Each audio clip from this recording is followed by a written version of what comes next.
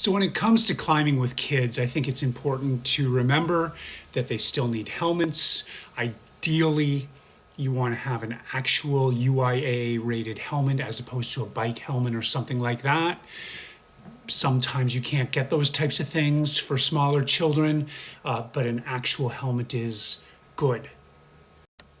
In addition to that, we want to consider full body harnesses. As children don't have defined hips, they can fall out of a small harness. Black Diamond has some harnesses that fit kids down to 8 or 9, but when you have kids younger than that, or even some kids in that range, you likely need a full body harness most of the time. So those things are baseline, but this picture has something interesting going on. What we have is a kid climbing, and we have the kid tied into both ends of the rope. The person on the ground is actually not belaying him. Somebody outside of the picture is belaying him. The thing here is that if the child is too light to be lowered, the person on the ground can pull to provide more weight.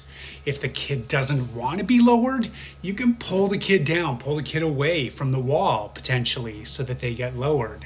And finally, if the kid starts to go way off on the side to create some kind of a pendulum situation, you can also use the rope to facilitate that. You have more control of the child if the child is tied into both ends of the rope and there's a person on the ground managing that end of the rope. Climbing with kids is great, but please, also when you're climbing with kids, choose crags where the kids are safe on the ground. There's no cliffs around for them to fall off of. It can be a lot of fun.